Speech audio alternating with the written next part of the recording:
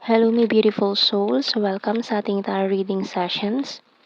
Keep in mind, general reading po ito. Maring mag-resonate, maring hindi.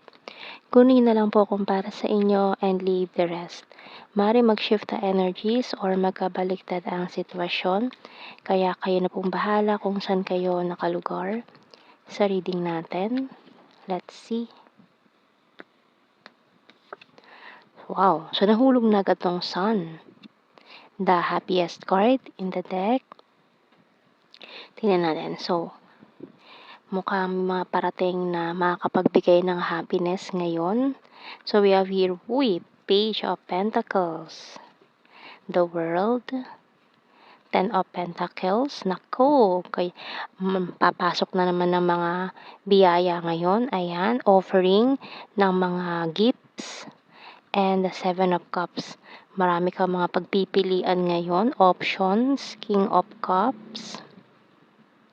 Ace of Pentacles. And the Knight of Pentacles. So, ang daming Pentacles, ang daming pera, ang daming papasok na pera. Five of Pentacles, bottom card. So, ayan. Maraming nawala sa buhay mo, pero itong mga nawala na ito, may kapalit agad.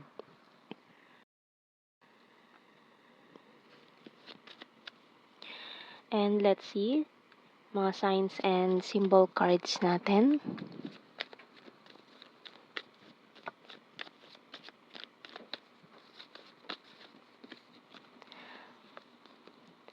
Mountain and Tide. So, marami natali sa inyo dun sa mga opportunities before or mga maling desisyon na hindi naman para sa inyo. So, maaring bumitaw na kayo sa mga ganong sitwasyon ngayon. Dahil itong paparating ay talagang very promising. Ayan, we have here the Lantern, Airplane, Telephone, and Candle. Binoculars, bottom card.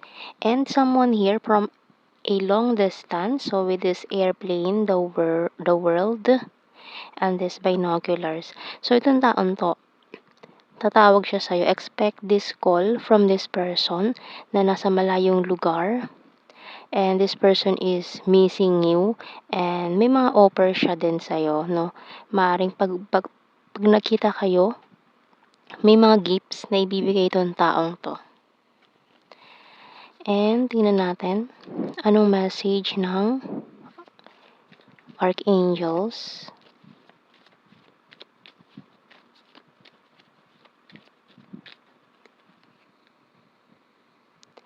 Compassion by Archangel Zadkiel. Soften your heart with respect to this situation and all the people involved, including yourself.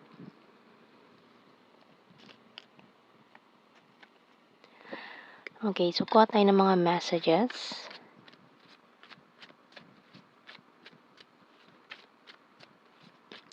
So, ano mga gustong sabihin sa inyo itong long distance person na to?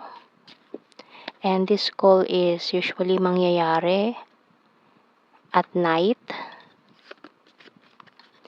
Ayan, so speaking of night, so hindi siya makatulog, kaiisip sa'yo, kaya tatawag na lang to. Can't sleep thinking of you all night long. Kasi hindi siya makatulog kaya drunk call ang mangyayari. I want you back.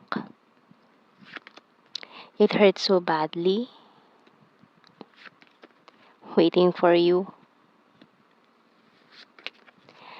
You're my rest and my healer. You're my inspiration. I'm a liar. So, ito yung sa mga pinagsisisihan niya. I'm isolating myself to reflect.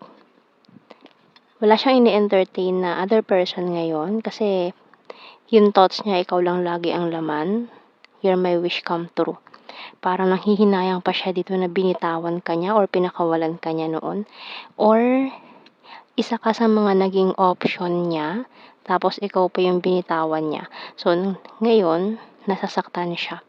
It hurts so badly na sa lahat ng tao, ikaw pa yung binitawan niya. Naghihintay ito. Right time. Ayan. Ng timing Tingnan natin. Maring siya to na natali sa isang sitwasyon na they are not happy. Maring may pinili siyang iba na hindi siya naging masaya. Kasi ikaw yung nagbigay sa kanya ng a lot of happiness with the sun. Ayun, I will wait for a sign from you. So, naghihintay talaga to ng sign, timing. I love you unconditionally. Sometimes I stay awake thinking about you. So, hindi lang to sometimes. Every night, nangyayari yan. You speak to me through music. I know that I crossed the line with you. Ayun, tingnan mo to. That timing just wasn't right for us. So, hindi pa kasi right timing. I look for you everywhere, pero hinahanap ka niya. At ayan, tingnan mo to. I replay our conversations over and over. I bury myself in work to forget you. So, ito kasing ginagawa niya ngayon eh. Gusto niya ma-reach muna itong summit, which is yung mga goals in life niya. Ayan. Pinipilit niya kalimutan yung past. Pero ayan, hinahanap-hanap ka na to. Kuha tayo ng blue card. Family. Kasi maaaring itong taon to is breadwinner ng kanyang family. Sa kanya pa umaasa yung pamilya niya. Ayan, we have here confessions and regret. So, nagsisisi siya na hindi kanya naging priority noon. Kasi may mga priorities pa siya eh. Tingnan natin. General signs and messages.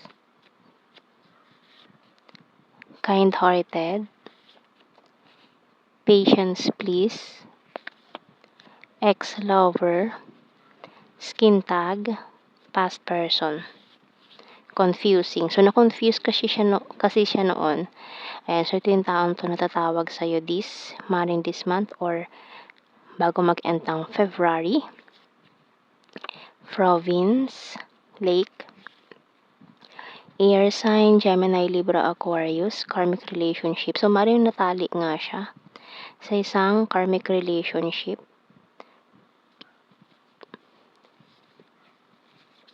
July, December, number 10, private person, runner, smart, and long distance. Confirmation na it's a long distance situation. So, itong taong to na nasa malayong lugar.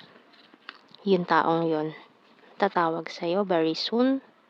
Or maaaring habang pinapanood mo to, bigla siya mag-message dyan. So, yan ang ating reading. Thank you for watching. Take care and God bless. See you in our next reading, guys. Bye-bye.